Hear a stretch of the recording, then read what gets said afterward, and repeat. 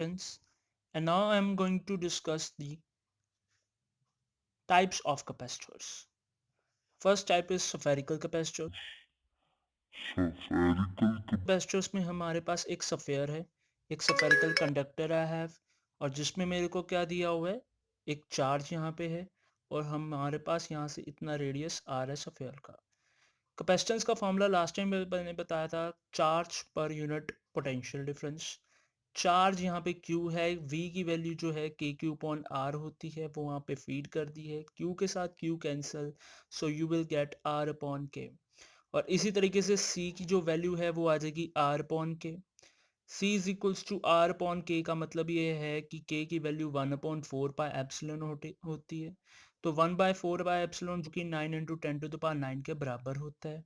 और इसी तरीके से देखा जाए यहाँ पे 1/K जो होगा, इसका इन्वर्स कर दिया जाए तो ये आ जाता है 4 पाई एप्सिलॉन नॉट। तो 1/K is equals to 4 pi epsilon naught, इधर आ जाता है 1/K की जगह 4 pi epsilon naught into R कर देंगे, तो ये मेरे पास आ जाएगा कैपेसिटेंस ऑफ स्फेरिकल कैपेसिटर, जो कि डिपेंड करता है डायमेंशंस पे।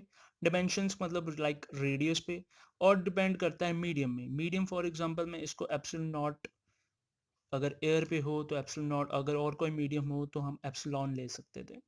इसी तरीके से इसका एक क्वेश्चन कर देते हैं कि मेरे पास एक रेडियस, लेटर से सपोज करते हैं कि अगर मेरे पास रेडियस 1 मीटर है और हमने क्या करना है, कैपेसिटेंस निकालना है स्फेरिकल कैपेसिटर का। तो C की वैल्यू हमें अभी निकाली है, क्या होती है 4/ε0 R।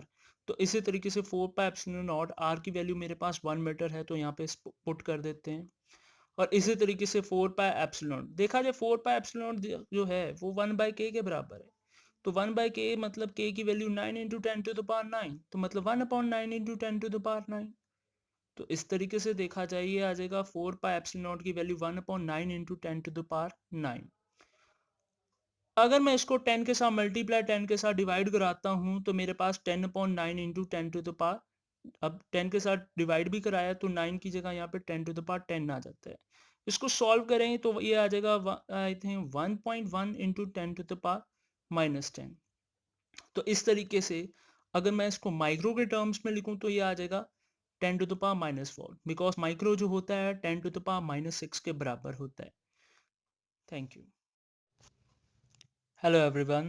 Last time I have discussed the capacitance, and now I am going to discuss the types of capacitors. First type is spherical capacitors. Spherical capacitors में हमारे पास एक सफेयर है, एक spherical conductor I have, और जिसमें मेरे को क्या दिया हुआ है, एक चार्ज यहाँ पे है, और हमारे पास यहाँ से इतना रेडियस आ रहा है सफेयर का।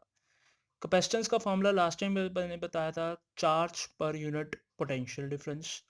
चार्ज यहाँ पे Q है, V की वैल्यू जो है KQ अपॉन R होती है, वो वहाँ पे फीड कर दी है, Q के साथ Q cancel, so you will get R upon K। और इसी तरीके से C की जो वैल्यू है वो आ जाएगी R upon K। C is equals to R upon K का मतलब ये है कि K की वैल्यू 1/4 पाई एप्सिलॉन होती है। तो 1/4 पाई एप्सिलॉन जो कि 9 इंटू 10⁻9 के बराबर होता है। और इसी तरीके से देखा जाए यहाँ पे 1/K जो होगा, इसका इन्वर्स कर दिया जाए तो ये आ जाता है 4 पाई एप्सिलॉन नॉट। तो 1/K is equals to 4 pi epsilon naught, इधर आ जाता है 1/K की जगह 4 pi epsilon naught into R कर देंगे, तो ये मेरे पास आ जाएगा कैपेसिटेंस ऑफ स्फेरिकल कैपेसिटर, जो कि डिपेंड करता है डायमेंशंस पे।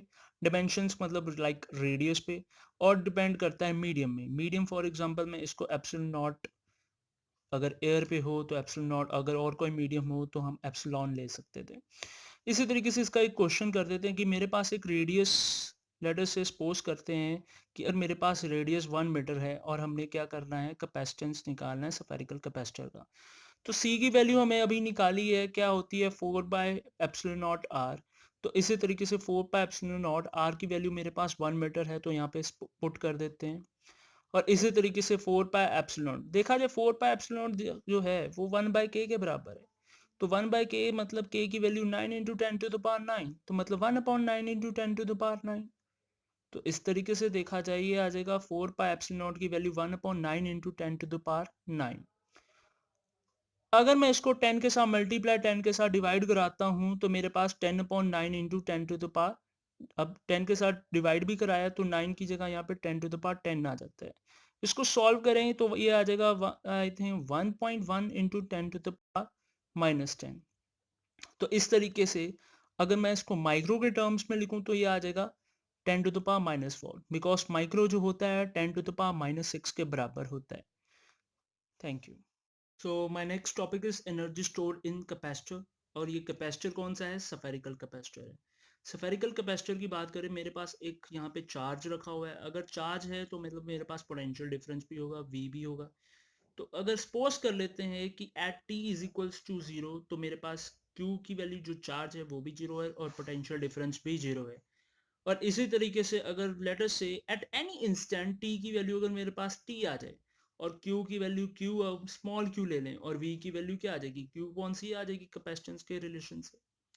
तो बाद में जाकर हमारे पास जो फाइनल होगा, मेरे पास टी की वैल्यू इन्फिनिटी, क्यू की वैल्यू हम कैपिटल क्यू ले लें और v is equals to q की जगह स्मॉल क्यू की जगह कैपिटल क्यू अपॉन सी आ जाए। तो हमने क्या करना है? वर्क डन निकालना है, हमने एनर्जी निकालनी है। सबसे पहली बात तो ये, अगर एनर्जी निकालनी है तो इसका मतलब ये है कि हमें वर्क डन निकालना पड़ेगा। वर्क डन निकालना पड़ेगा, हम क्या कर रहे हैं? इस पे चार्ज डालने की कोशिश कर रहे हैं। इन्फिनिटी से लेकर हम यहाँ पर चार्ज डालने की कोशिश कर रहे हैं, जिसके कारण इस पे वर्क डन लग रहा है। और वर्क डन जो होता है that is equals to potential difference का formula according to this, V final potential minus initial potential. So my next topic is energy stored in capacitor. और ये कैपेसिटर कौन सा है? सफेरिकल कैपेसिटर है। सफेरिकल कैपेसिटर की बात करें, मेरे पास एक यहाँ पे चार्ज रखा हुआ है। अगर चार्ज है तो मतलब मेरे पास पोटेंशियल डिफरेंस भी होगा, वी भी होगा। तो अगर सपोज कर लेते हैं कि at t is equals to zero, तो मेरे पास क्यू की वैल्यू जो चार्ज है वो भी जीरो है और पोटेंशियल डिफरेंस भी जीरो है। और इसी तरीके से अगर लेटर से एट एनी इंस्टेंट टी की वैल्यू अगर मेरे पास टी आ जाए और क्यू की वैल्यू क्यू स्मॉल क्यू ले लें और वी की वैल्यू क्या आ जाएगी? क्यू कौन सी आ जाएगी? कैपेसिटेंस के रिलेशन से।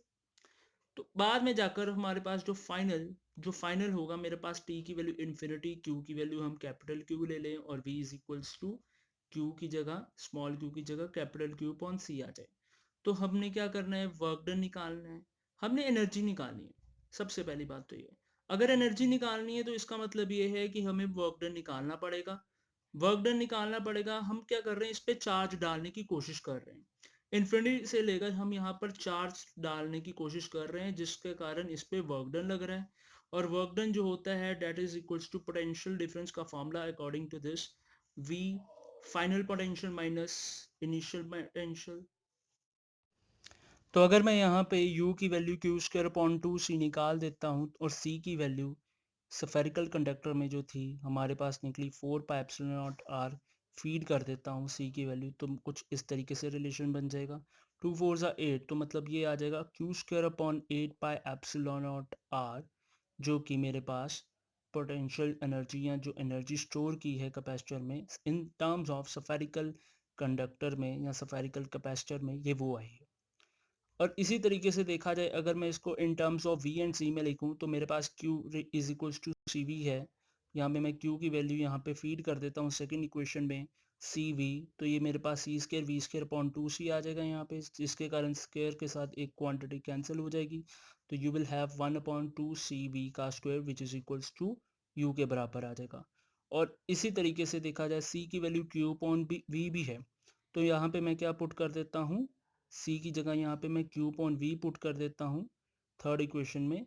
तो यहाँ पे क्यू पॉन वी, यहाँ पे वी का स्क्वायर आ जाएगा, वी के साथ ये स्क्वायर क्वांटिटी कैंसिल, तो ये आ जाएगा U is equals to half Q V. और इसी तरीके से देखा जाए, हम पोटेंशियल एनर्जी या एनर्जी स्टोर जो है कैपेसिटर में, कोई भी कैपेसिटर में हम निकाल सकते हैं।